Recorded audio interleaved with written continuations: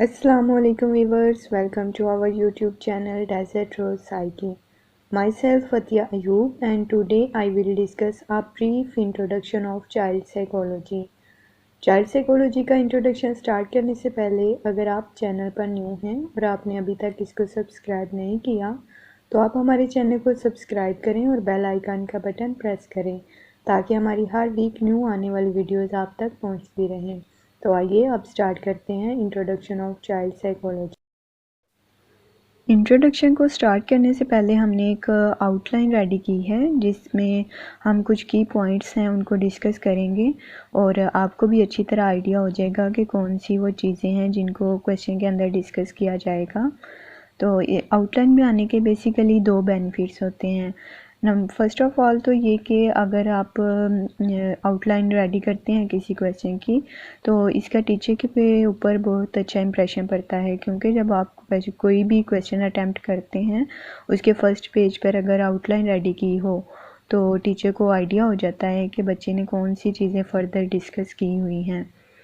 Number 2 पर इसका benefit ये है कि जब आप क्वेश्चन अटैम्प्ट कर रहे होते हैं, फॉर एग्जांपल अगर आप कुछ भूल जाते हैं अंदर से, तो आपको अगर आउटलाइन याद है उस क्वेश्चन की तो उसकी मदद से आप सेल्फ राइटिंग करके पॉजिटिव मार्क्स जो हैं वो गेन कर सकते हैं। आइए अब स्टार्ट करते हैं कि फर्स्ट ऑफ ऑल हम डिस्कस करते हैं आउटलाइन के अंदर introduction of child psychology, then definitions और कुछ राइटर्स की डेफिनेशंस होंगी जिनको डिस्कस किया जाएगा, और उसके बाद एंशिएंट व्यूज़ अबाउट चिल्ड्रन के बच्चों के बारे में जो कदीम साइकोलॉजिस्ट हैं उनके क्या ख्यालात थे। उसके बाद डिस्कस किया जाएगा थेरीज़ ऑफ चाइल्ड साइकोलॉजी। तो देन हम डिस्कस करेंगे यूजेज इन एजुकेशन के चाइल्ड साइकोलॉजी का जो इस्तेमाल है तालीम के अंदर वो किस तरह किया जाता है।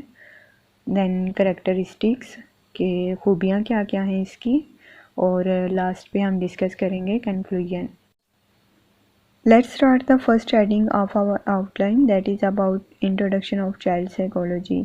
जीन पियाजे is the founder of child psychology, यानी कि चाइल्ड साइकोलॉजी का जिसने मुतारिफ़ करवाया था वो जीन पियाजे था। Child psychology is the study of child's mind and behaviour, कि इसमें बच्चे का माइंड और बिहेवियर ऑब्जर्व किया जाता है। Child psychology is the branch of psychology under which the behaviour of children and their inner mind are observed. देखिए ना, माइंड एक ऐसा प्रोसेस है जिसे बच्चा दिखा नहीं सकता और बिहेवियर एक ऐसा प्रोसेस है जिसे वो छुपा नहीं सकता। ये बेसिकली आपस में दोनों बहुत ज़्यादा कनेक्टेड होते हैं। जो बच्चे के माइंड में चल रहा होता है वो उसे अपने बिहेवियर के थ्रू शो करवा देता है। जैसे कि वो हैप्पीनेस फील कर रहा हो तो वो खुश होगा, उछल कूद करेगा, कह के लगाएगा, और अगर वो सैड या फिर लोनलीनेस फील कर रहा है तो फिर वो अकेला अकेला रहेगा और अपना फेस एक्सप्रेशन ऐसे देगा कि हमें फ़ील हो जाता है कि वो लोनलीनेस फील कर रहा है या फिर वो बहुत ज़्यादा सैड है। It is also known as developmental psychology. तो अगर चाइल्ड साइकोलॉजी को दूसरी टर्म में देखा जाए तो इसे डेवलपमेंटल साइकोलॉजी भी कहते हैं। Child psychology observed how a child interact with their parents, themselves and the world, के बच्चे का जो माहिर नफ्सियात हैं वो देखते हैं कि बिहेवियर कैसा है, खुद के साथ कैसा है, वो इंट्रोवर्ट है या फिर एक्सट्रोवर्ट है, और देमसेल्व्स का मतलब भी यही है ना कि वो देखते हैं कि उसका बच्चे का बिहेवियर कैसा है, वो खुद को सुपीरियरिटी कम्प्लेक्स में देख रहा है या फिर इन्फीरियरिटी कम्प्लेक्स में देख रहा है, और उसके बाद उसका इंट्रैक्शन कैसा है सोशल, कि वर्ल्ड की टर्म यहाँ पे यूज़ की गई है जिससे पता चलता है कि बच्चे का रिलेशनशिप कैसा है अपनी टीचर्स के साथ, उसका सोशल सर्कल कैसा है जिसमें उसके फ्रेंड्स आते हैं, क्लासमेट्स आते हैं, टीचर आते हैं और रिलेटिव्स आते हैं, कि उनके साथ उसका रिलेशनशिप कैसा है। Now we will discuss the second heading of our outline, that is about definitions of child psychology. According to Crow and Crow, Child psychology is a scientific study of the individual from his prenatal beginnings through the early stages of his adolescence development। यानी कि crow and crow के मुताबिक child psychology में बच्चे का prenatal development से लेकर उसके एडोलेसेंस एज तक एक साइंटिफिक तरीक़ेकार के मुताबिक मुतालिया किया जाता है। और according to Thomson it serves to provide a new direction to everyone and work to give it a perform so that the direction of development can be given proper shape। तो Thompson का कहना था कि ये हर एक को एक नई समत फ्राहम करने का काम करती है चाइल्ड साइकोलॉजी, और उसे एक मुनासिब शक्ल देती है ताकि तरक्की की जो समत है उसको एक नई शक्ल दी जा सके। Now we will discuss the third heading, that is about ancient views of children। तो इसमें बेसिकली 3 जो हैं वो व्यूज़ डिस्कस किए गए हैं। The first one is original sin. जो ओरिजिनल सिन है इसको असल गुनाह की टर्म में यूज़ किया गया है। तो इसको आइंस्टाइन क्रिश्चियन ने मुतारफ़ करवाया था और इसका कहना था children are born into the world as evil being, कि बच्चे जब पैदा होते हैं तो वो अपने साथ बुराइयां लेकर पैदा होते हैं। उसने एक बुरी मखलूक के तौर पर पैदा होने वाले बच्चे कहा था। बच्चों को कहा जाता है कि इसे बच्चों से मोहब्बत नहीं थी, इसलिए उसने ऐसे जो व्यूज़ हैं अपने बच्चों के बारे में मुतारफ़ करवाए थे। तो इसको बाद में बहुत ज़्यादा तनकीद का सामना भी करना पड़ा था। तो इसके बाद जॉन लैक ने मुतारफ़ करवाया था अपना नज़रिया टैबुला रासा का, जिसको कोरा जहन के मानिंद यानी कि करार दिया गया था। कहा गया था children are like blank table sheet, यानी कि बच्चे जब पैदा होते हैं तो वो एक अमूमी शफाफ तख्ती की मानिंद होते हैं। तो उनका जहन बैरूनी असरात या फिर तजर्बात को कबूल नहीं कर रहा होता, उनका जहन एक ब्लैंक शीट की मानिंद होता है। फिर जैसे जैसे बच्चे बड़े होते हैं वो तजर्बात को कबूल करते हैं, असरात को जो हैं वो कबूल करते हैं और उसके मुताबिक फिर अपने रद्द अमल जो है वो ज़ाहिर करते हैं। तो उसके बाद मुतारफ़ करवाया गया था नज़रिया इनेट गुडनेस का, जिसे रोसो ने मुतारफ़ करवाया था। इसका कहना था चिल्ड्रन आर इनहेरेंटली गुड।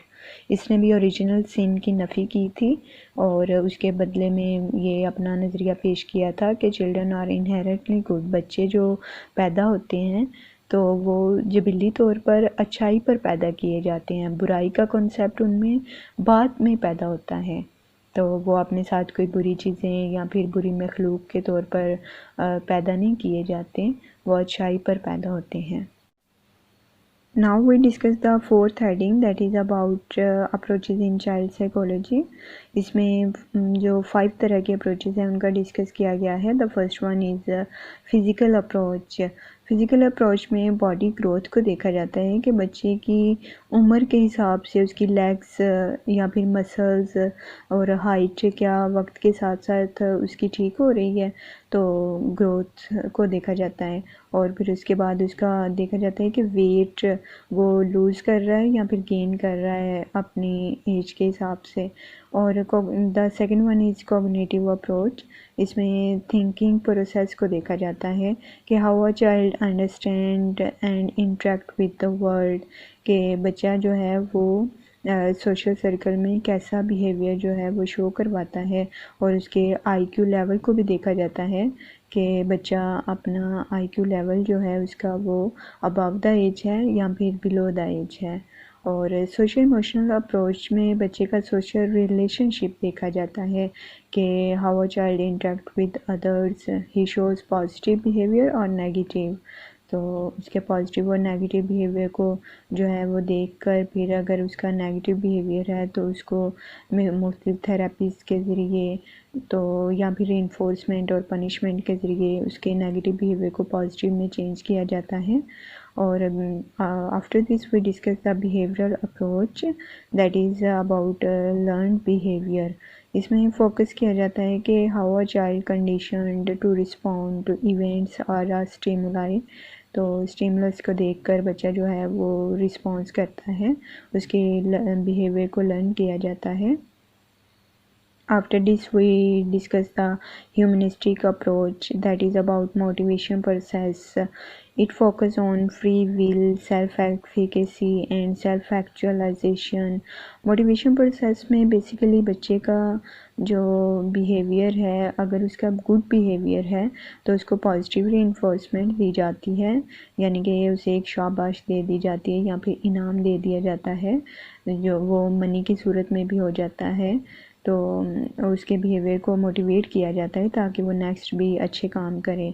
और अगर उसका कोई नेगेटिव बिहेवियर है तो उसको नेगेटिव रीइंफोर्समेंट के ज़रिए या फिर पनिशमेंट के ज़रिए ख़त्म करने की कोशिश की जाती है ताकि उसके अंदर से बुरी चीज़ें जो हैं वो ख़त्म हो और उसका बिहेवियर एक पॉजिटिव वे में जाए।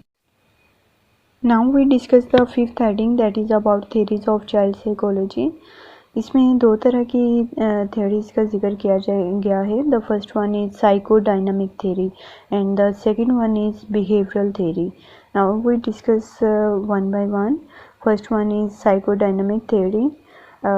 इसमें साइकोसेक्सुअल थ्योरी को डिस्कस करेंगे, जिसे फ्राइड ने मुतारिफ़ करवाया था। इसने फोकस किया था लिबिडो पर, कि यानी कि इंसानी जो नफ्सी ख्वाहिशात हैं वो बहुत ज़्यादा होती हैं, और इसने ईगो और सुपर ईगो को भी अहमियत दी थी अपनी इस थ्योरी में।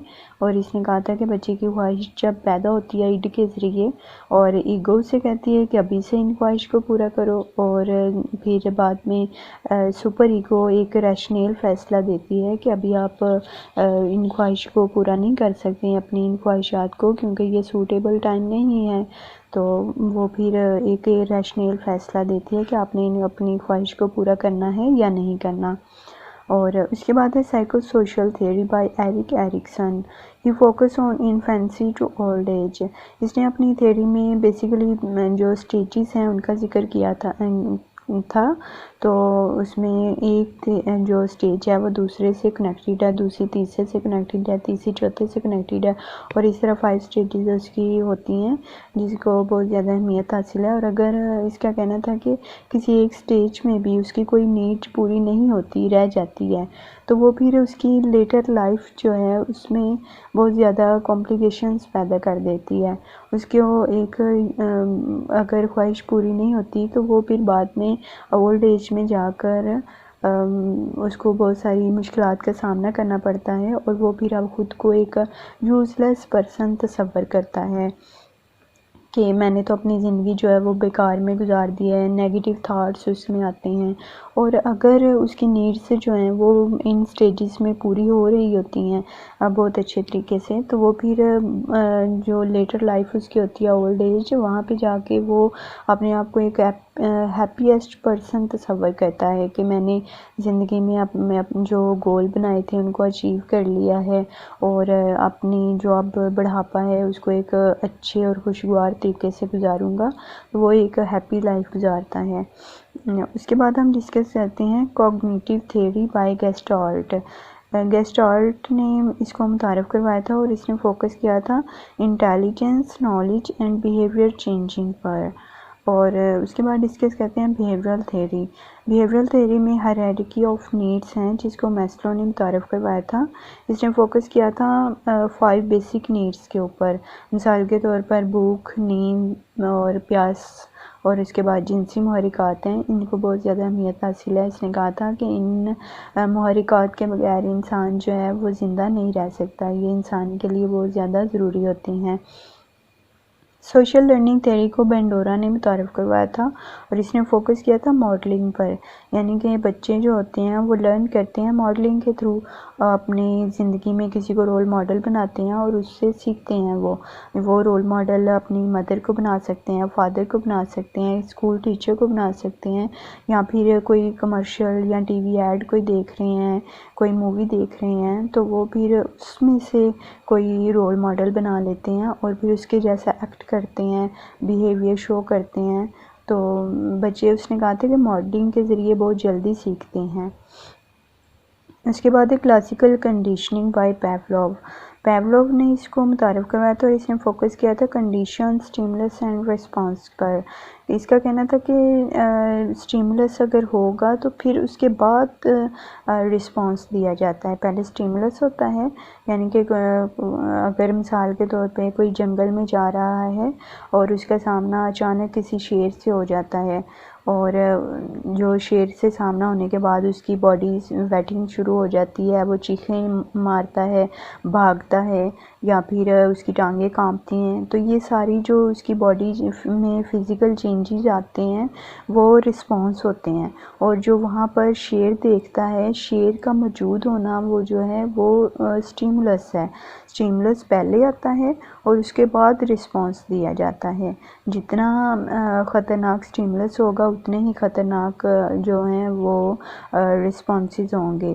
तो जितना अच्छा स्टिमुलस होगा उतने ही अच्छे वो जो हैं रिस्पॉन्सेस होंगे। उसके बाद है ऑपरेंट कंडीशन बाय स्किनर। इसको स्किनर ने मुतारिफ़ करवाया था और इसने फोकस किया था रीइंफोर्समेंट एंड पनिशमेंट पर। यानी कि रीइंफोर्समेंट और पनिशमेंट के ज़रिए बच्चे का जो बिहेवियर है उसको चेंज किया जाता है। मिसाल के तौर पर अगर कोई बच्चा बहुत अच्छा काम करता है तो उसको मिसाल के तौर पर क्लास का जो काम है वो घर आकर अगर वो टाइम से कर लेता है और अपनी स्टडी पर फोकस करता है तो मदर उसको जो रीइंफोर्समेंट देती हैं उसमें उसको जो है वो क्लैप करवा देती हैं, उसके लिए उसको कैंडी दे देती हैं, या फिर इम्तिहान में अच्छी तैयारी करने के बाद जब वो अच्छे रिज़ल्ट लेकर आता है तो स्कूल वाले उसको ट्रॉफ़ी दे देते हैं। तो ये एक पॉजिटिव रीइंफोर्समेंट होती है जो बच्चे को इनकरेज करती है कि वो नेक्स्ट भी अपने इस बिहेवियर को जारी रखे ताकि उसको इनाम इस तरह के मिलते रहें। तो ये पॉजिटिव बिहेवियर को चेंज करने के लिए पॉजिटिव रीइंफोर्समेंट दी जाती है। और उसके बाद है एक नेगेटिव रीइंफोर्समेंट जिसे पनिशमेंट के ज़रिए दिया जाता है।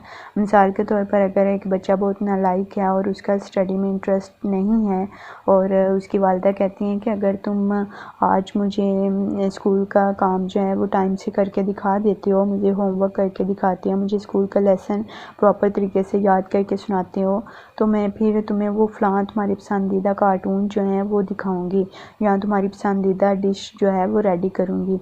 तो ये एक रीइंफोर्समेंट है जिसे बच्चे को दिया गया है और उससे कहा गया है कि पहले तुम ये हमारी पसंद का काम करो और फिर तुम्हें तुम्हारी पसंद का जो काम है वो दिया जाएगा। ये एक नेगेटिव रीइंफोर्समेंट होती है और समटाइम्स बच्चे के बिहेवियर को, नेगेटिव बिहेवियर को चेंज करने के लिए उसे पनिशमेंट भी दी जाती है, यानी कि उसको एक थप्पड़ लगा दिया जाता है या उसे डांट डपट की जाती है ताकि वो उस नेगेटिव बिहेवियर से बाज रहे। It's time to discuss the sixth heading, that is about uses of child psychology in education.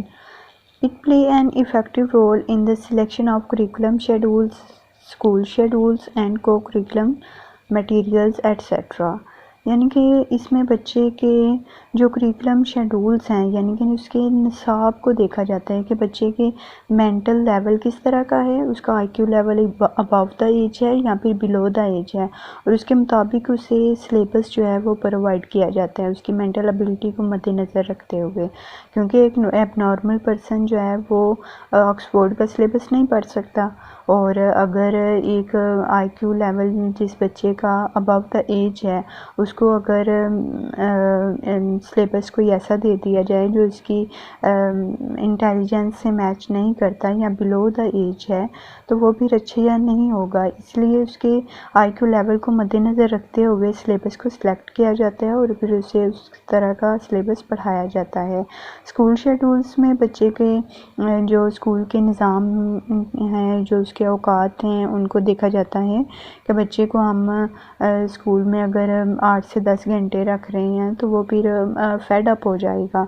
तो इसके लिए उसके स्कूल टाइमिंग को मैनेज किया जाता है कि उसको 3 से 4 घंटे स्कूल में रखा जाता है और उसको जिसमें ब्रेक दी जाती है, उसको खेल कूद के लिए टाइम दिया जाता है, पढ़ाई के लिए दिया जाता है, डिफरेंट एक्टिविटीज़ करवाई जाती हैं ताकि उसका इंटरेस्ट डेवलप हो।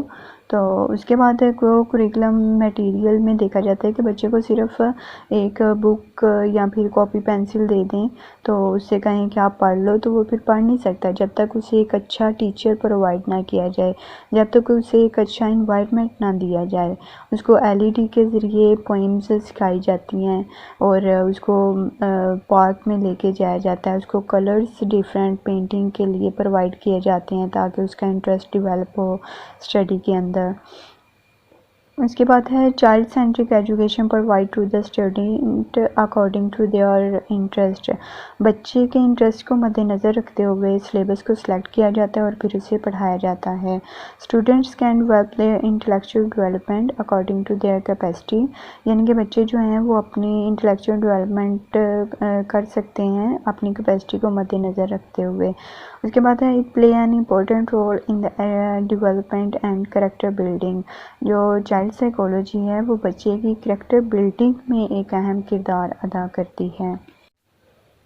Now we discuss the second last heading that is about characteristics of child psychology. यूँ तो चाइल्ड साइकोलॉजी की बहुत सारी खूबियाँ हैं, लेकिन चंद एक का जिक्र यहाँ पर किया गया है। आई होप सो कि इनको इन डिटेल से डिस्कस करने की ज़रूरत नहीं है क्योंकि ये बहुत ही शॉर्ट और इजी लैंग्वेज में डिस्क्राइब की गई हैं। First one is understand the behavior of children that is studied on the basis of psychological methods, के साइकोलॉजिकल मेथड के ज़रिए बच्चे की जो है बिहेवियर को समझा जाता है। It focal point is child, यानी कि इसका जो मेन पॉइंट है, फोकल पॉइंट इसका वो चाइल्ड है। बच्चे की जो साइकोलॉजी है उसको समझा जाता है इसमें। It provide proper direction to the development of students, के बच्चे को जो डेवलपमेंट है उसको एक प्रॉपर डायरेक्शन प्रोवाइड करती है child psychology. Various schemes are made to give them the right direction, के बहुत सारी स्कीम्स बनाई गई हैं बच्चे को एक सही राह दिखाने के लिए, एक सही समत दिखाने के लिए। It include psychological principles, standards and ideas. It tries to meet the real need of the student, यानी कि ये बच्चे की रियल नीड को देखता है कि बच्चे को असल में ज़रूरत किस बात की है। उसको प्रॉब्लमेटिक बिहेवियर को अंडरस्टैंड किया जाता है कि कहाँ पे बच्चे को प्रॉब्लम फेस हो रहा है, फिर उसको ओवरकम करने के लिए डिफरेंट सजेशंस दी जाती हैं और उनके ख़ात्मे के लिए कोशिश की जाती है ताकि बच्चा जो है वो एक हेल्दी लाइफ गुजार सके। Now it's time to discuss the last heading that is about conclusion. According to the modern perspective, it has become necessary to adopt child psychology, यानी कि इसमें देखा जाता है कि जो कुछ भी हमने इंट्रोडक्शन में पढ़ा है उसका हासिल बहस क्या था। तो इसमें जदीद नुक्ता नज़र के मुताबिक चाइल्ड साइकोलॉजिस्ट का कहना है कि इसको एजुकेशन पर इम्प्लीमेंट करें ताकि to show them the right direction, बच्चों को एक डायरेक्शन मिल सके, so that their personality can be made impressive, जिससे बच्चों की पर्सनैलिटी को मुतासिरकुन बनाया जा सकता है। तो ये थी हमारी आज की video. I hope so you enjoyed the video. At the end, I want to say, if you really like this video, then share it with your family and friends, and don't forget to subscribe the channel. मिलते हैं एक नई video के साथ, तब तक के लिए अल्लाह हाफिज़।